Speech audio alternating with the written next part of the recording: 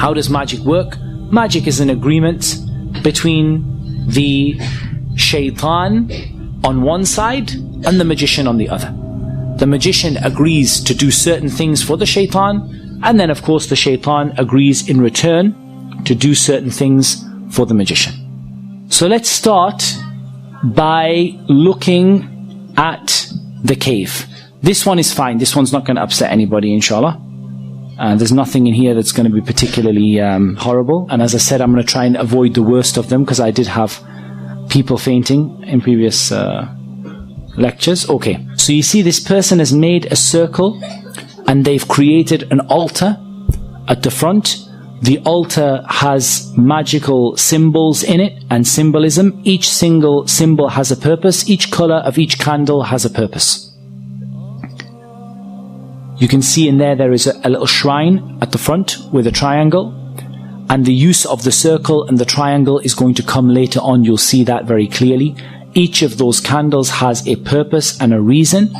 And what this person would be commanded to do would be to sit inside of the circle for a prolonged period of time in a cave. And this is just showing you the cave in which the person would be sitting. They're going to a place known for the possession of the jinn, known to be isolated.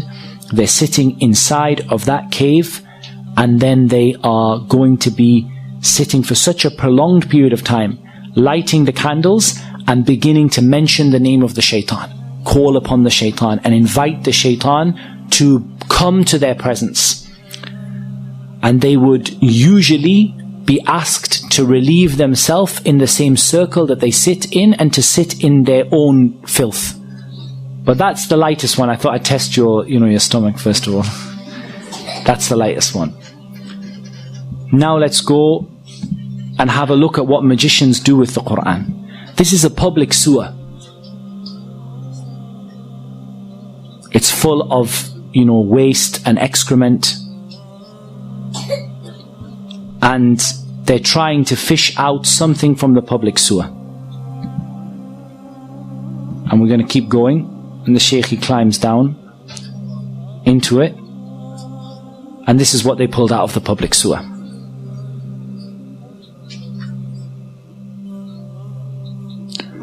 As you can see, this is a copy of the Quran that has been used in a public sewer. It's covered in human filth. It's covered in sewage. And they now have to clean and purify this copy of the Quran.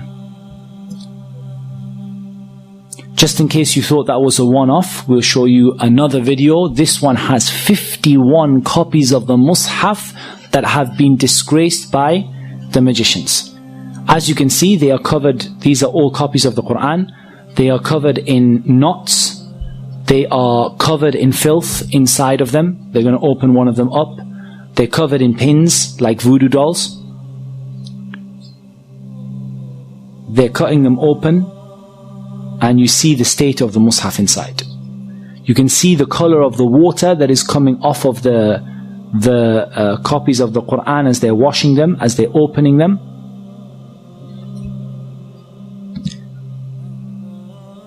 And they're washing them with rose water, and they're washing them with perfume in order to remove the excrement that was on them. And they were found in a toilet, in a public sewer. 51 copies of the Mus'haf. And you can see inside the state that these masahif have been put in. And inside there are metal nails bent over. These are part of the magic. And you can see how covered these masahif are in dirt and in uncleanliness. Right. What you can see here is a copy of the Quran, and you can see a circular, I don't know what to call it, a device, and you can see what the Quran is smeared with. The story of this is actually much, much worse. Whatever you can imagine, the story is worse. There was a maid who wanted to perform magic upon the family that she was with.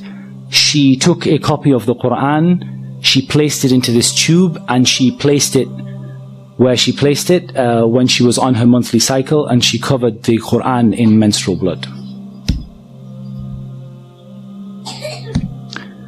this is what magicians do. Here we're going to see another magician.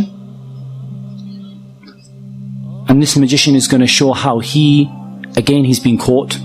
And part of them being caught is they ask them to they ask them to show what it was that they were doing without letting them make shirk. They don't let them call upon the shaitan, but they just let them show the idea of what they were doing in order to expose them in front of the people. So the first thing you see is that this man is wearing red from head to toe. He's wearing red from head to toe because the Prophet ﷺ forbade a man from wearing red from head to toe. He lights his incense that is done deliberately to bring the shaitan. It's a kind of incense that's well associated with the shaitan. And he begins to perfume a whip and he starts to whip himself. This might remind you of some people.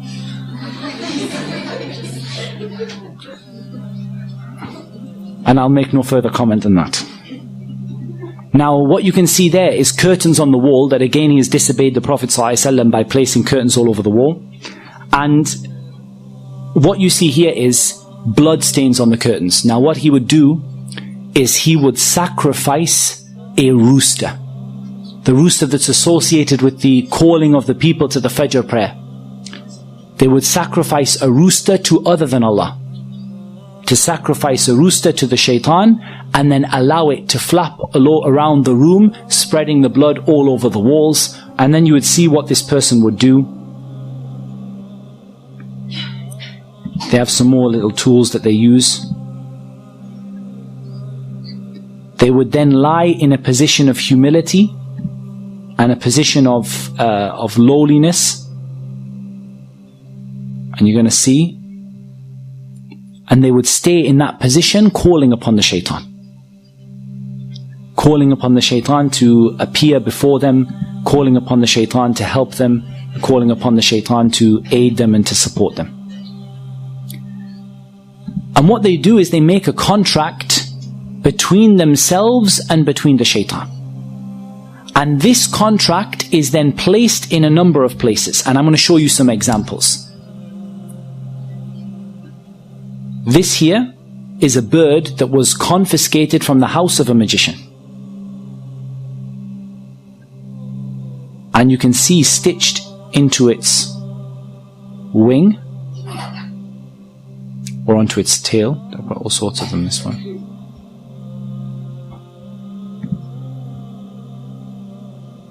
That's stitched onto its wing.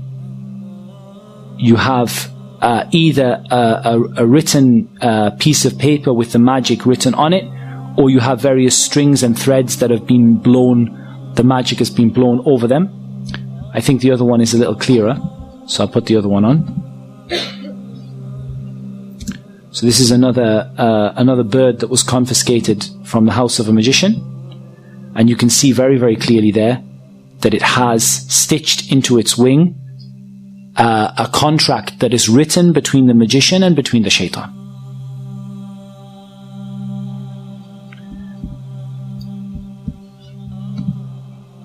You also have an example of they're burying the magic in the graves.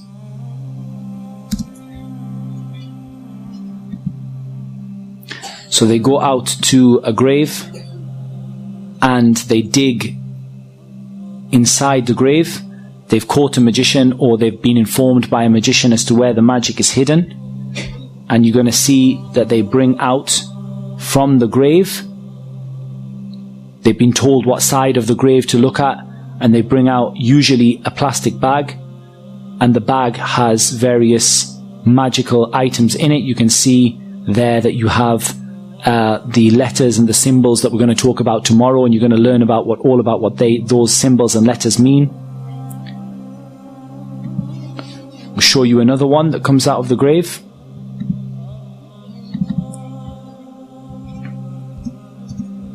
This is right in the base of the grave, in the middle of the night. They call them out because they've heard that there's some magic buried there, and they keep on digging and digging. And eventually they take out this pouch.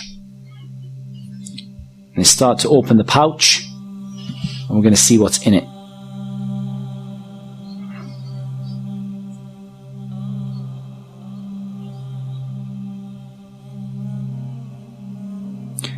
That looks like somebody's vest. Inside you have an egg which is painted or coloured red, may well be blood, and has a number of needles stuck into it. You have a tissue, a man's tissue. You have a lemon. You have the head of an animal that was sacrificed to other than Allah.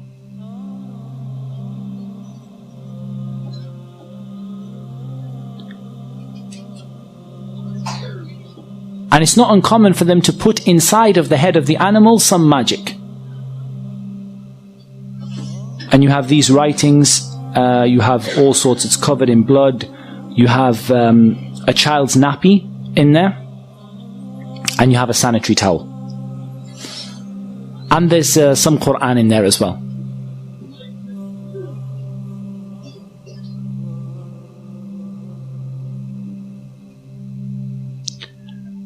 And we're going to count the number of pins. You can see in there that there are 7 pins. Okay, let's try and analyze a little bit of what we've seen. Each individual item that was put in there for a reason. Magicians don't do things at random. They do very, very evil and very horrific things, but they don't do them at random. It was put in there for a reason and an aim in order to bring the shaitan and cause a problem. And I'll tell you what happened. The story of this, the sheikh who gave me the video, he actually was involved in the case and he told me the story. He said what happened was there was a woman who had been divorced by her husband and she had lost custody of her child. She went to a magician in order to bring her child back to her. She brought her own blood. She brought the child's nappy. She brought some clothing from her husband and his tissue.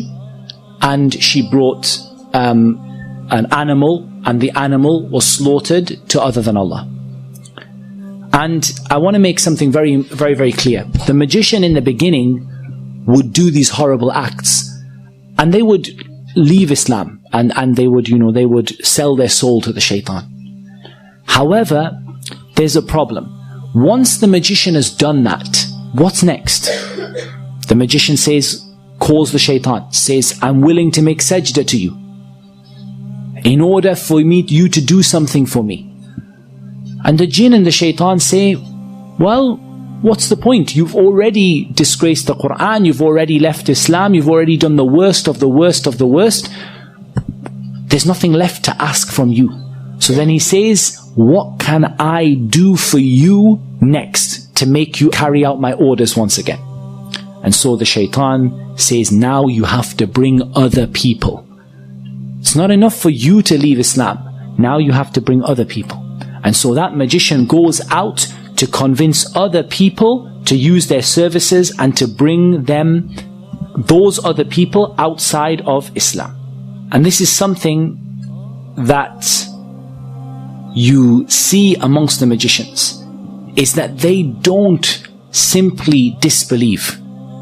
They disbelieve and they become a da'iyah, a caller to get people to leave Islam. And so that woman was asked to bring an animal, knowing that animal would be sacrificed to other than Allah.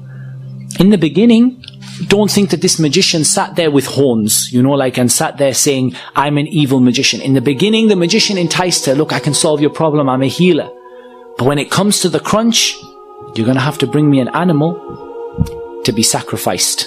She knows and he knows that animal is going to be sacrificed to other than Allah. When he asks her to bring a sanitary towel, he asks her to bring a nappy, she knows what's going to be done with it.